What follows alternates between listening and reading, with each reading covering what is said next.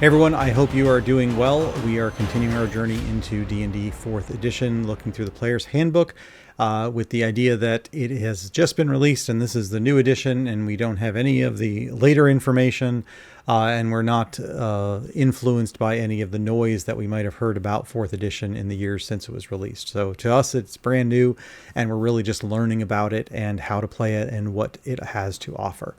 So I've been going through a lot of stuff in the player's handbook and glossing over some of it without a lot of detail, but I will circle back and we'll go into more detail on some of it in the future. We'll definitely create some characters, things like that.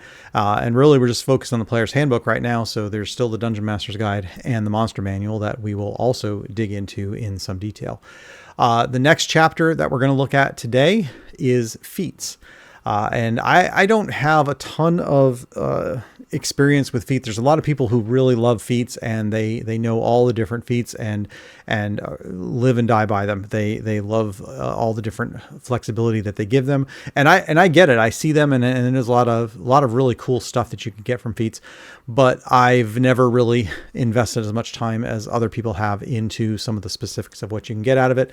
But I do want to dig into it today, talk about a little bit about what they are and how you might use them to help enhance your character and give your character a little more flavor than what you get just by sticking to the class and the race and your ability score. So it's just a little extra stuff. So the thing with feats is that feats are similar to monsters in that there's a lot of them. And so, going through all of the feats would not make for a very exciting video. It would either be incredibly boring or it would be ridiculously long, or it would be both, because just looking through every single feat just would get tedious. So I don't plan to go through all the feats. We'll take a look at a few of them just to kind of give an idea for what they are. And then maybe at some point later, we dig into some with some kind of theme. We'll look at them in a little more detail for some of the things. But I really want to focus on what they are and how you use them and some of the nuances that you need to keep in mind as you're deciding what feats your character might have. So let's dig in and take a look and we'll see where this goes. So there are 81 heroic tier feats. Those are the feats that you would get at first level through 10th level. And then there are 52 paragon tier feats, which would be the ones you'd start getting at 11th level. And there are 17 epic tier feats, the ones that you would start getting at 21st level. So that's a lot to choose from. So you figure you're starting the game, you're new to Dungeons and Dragons, you've never played D&D before. And one of the things you have to do at first level when you're making your character is you need to choose a feat. I think if you're a fighter, I believe you even have to choose 2 feats, and it's like, okay, that's a lot when you've got 81 to pick from, and it can get kind of intimidating. So I get that. And that's partly why I've probably never really dug into the feats as much as other people have. Even though I know I'm missing an opportunity because there is definitely some good stuff. But that's where the builds, we talked in a previous video about the classes and how you get these builds available, and it tells you a recommended feat that you can choose. So if you're new to the game and you're just wanting to get a character, don't worry about having to look through 81 different feats and decide which one is best for you.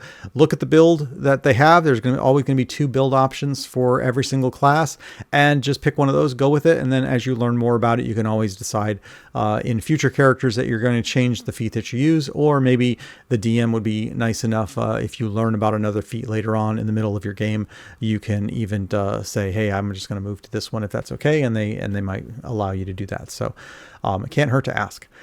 But what are the feats? And because we've talked about powers, we've talked about skills and abilities. What is a feat exactly? And a feat is really something that's going to give you access to something that you wouldn't otherwise have access to, that maybe exists on another class but not the one that you chose, or it's going to enhance an ability that you have. So you might get a bigger bonus or something like that. They're more accents to things that are out there as opposed to a whole separate list of abilities that you would get. And in some way they would feel like they're giving you new abilities, but it's because it's allowing you to choose abilities that maybe exist on another class, not because it's an ability in itself. So, and we'll see that a little bit when we look at a few of the examples.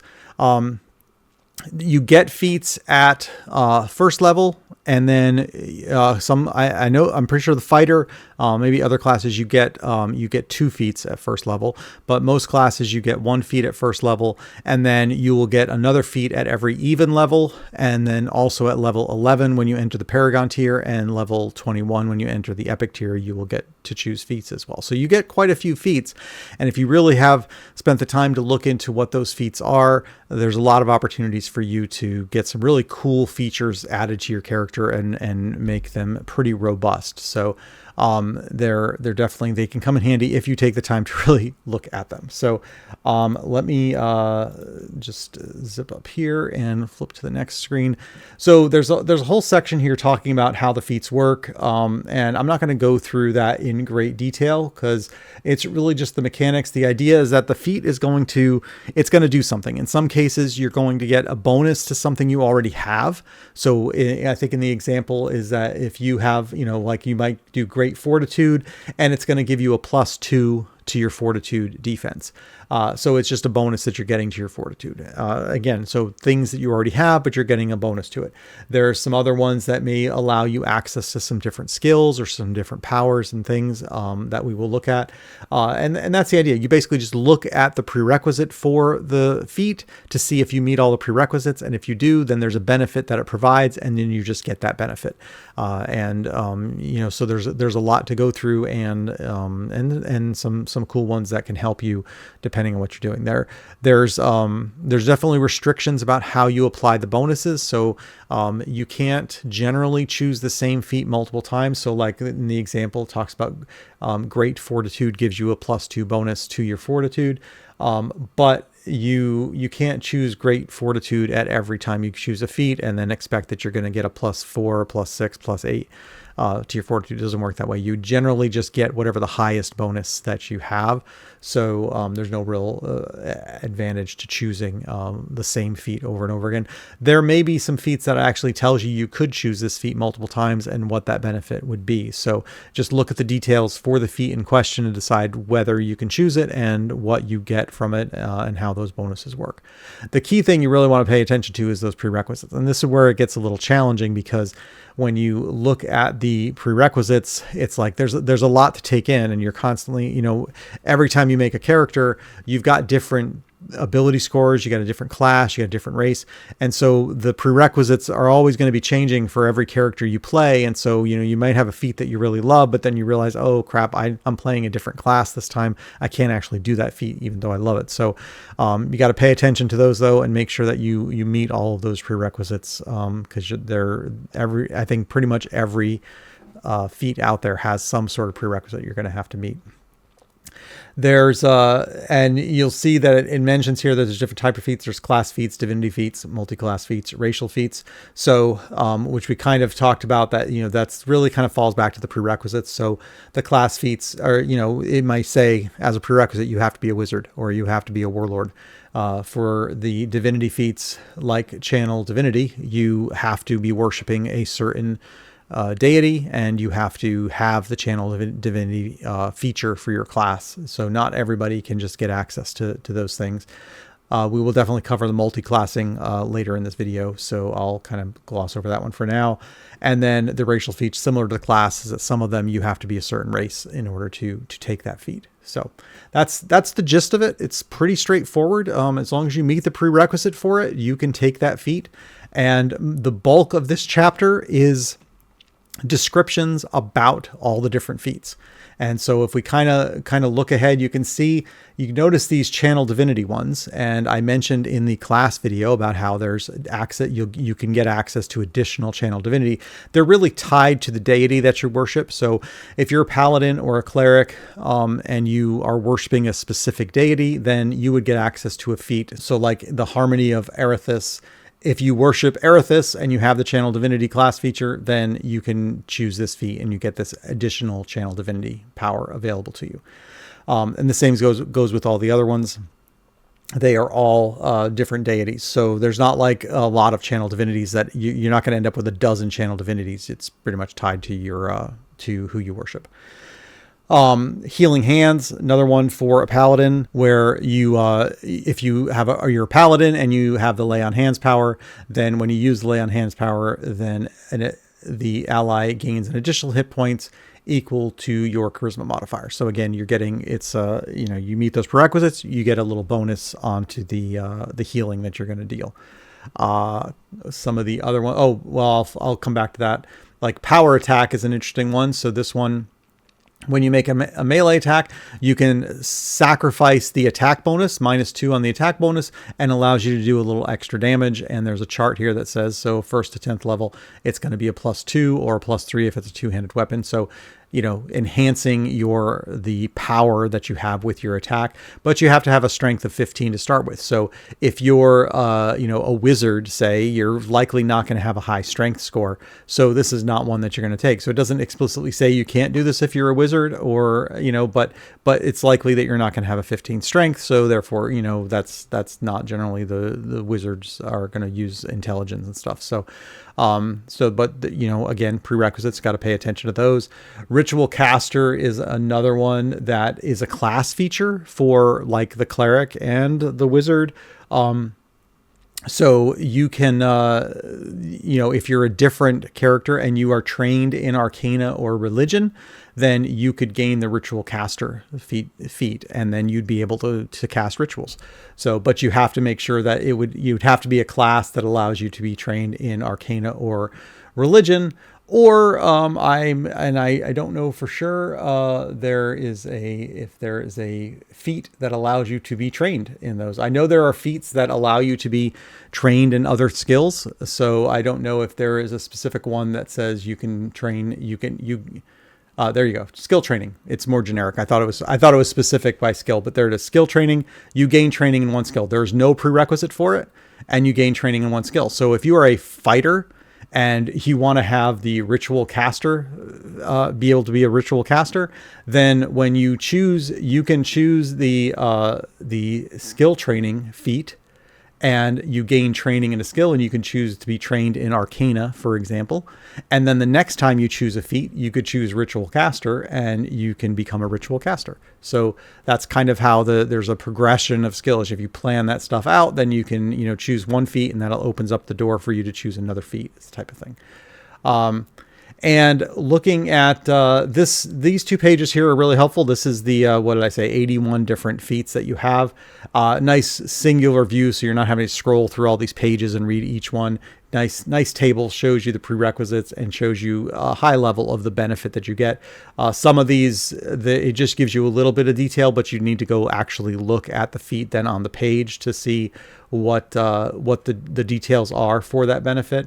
But as you're building your character, if you're a dwarf, then you can go through these and look and say, okay, or so let's say you're a dwarf cleric. It's like, okay, well, I can't do that one because I'm a dwarf, not a human. I can't do this one because I'm a cleric, not a ranger. Here, channel divinity class feature, and I must worship Bahamut. And if you are a worshiper of Bahamut, great, cool, that's one I could do. So you can quickly go through and see the different prerequisites and decide which ones are in play for you. If you were to spend some time looking through all these feats and really understanding, there's a lot of possibilities for your character here. And so it's definitely worth the time to do it. It is a lot to take in, but there's definitely a lot of little nuances you can add to your character that would be really cool. There's then the Paragon tier feats. So once you reach level 11, that opens up these other feats, similar type of thing. You got prerequisites and you've got bonuses that those are going to open up for you. And then when you get to level 21, you have the Epic tier feats and follows the same format. Then the last part of this is talking about multiclassing. And this is where, in other editions of the game, you can multiclass. So you're a fighter, but you want to take a level of rogue, say, for example. So like if you're coming from 3rd edition, that's how you would get maybe you want to get thievery or something like that. or be more stealthy. And so you would take a level of rogue in order to get access to those sorts of things. Fourth edition, definitely different. If you're coming from one of those editions, the way that fourth edition does it is different.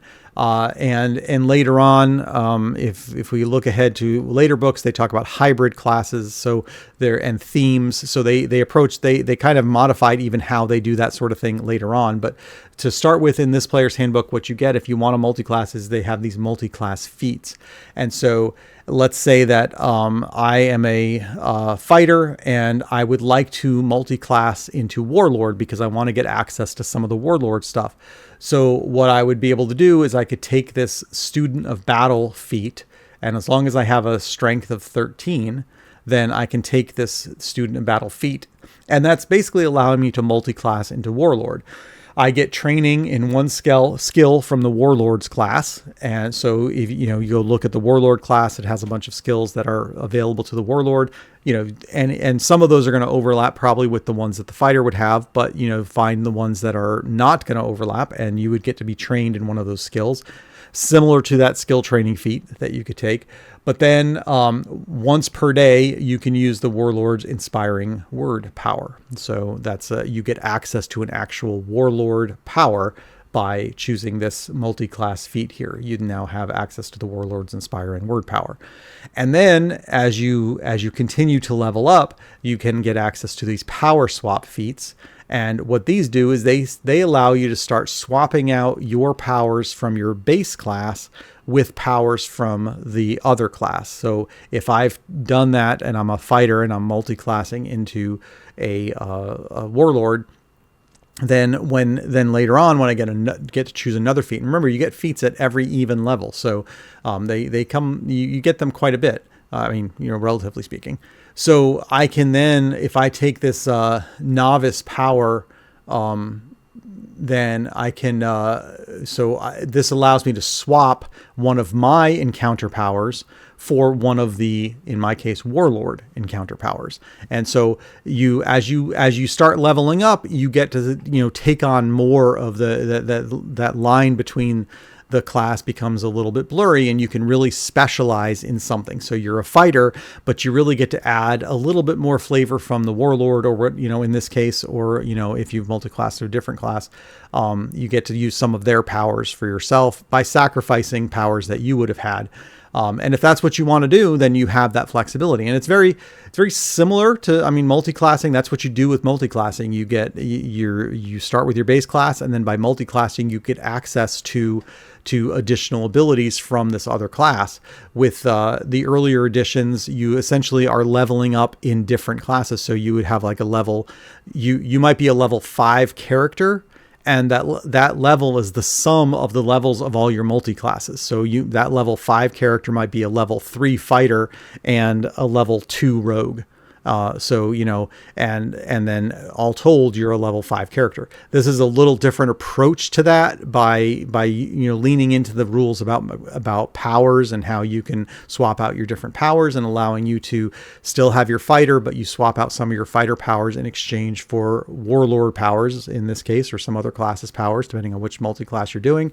So you get a little bit of flavor from those other classes as well. So that's the idea with this one. And then as you go up to like Paragon tier, there's some different options as well. So that's the idea with how multiclassing works. And I probably should do a whole video just on multiclassing in general with some really good examples.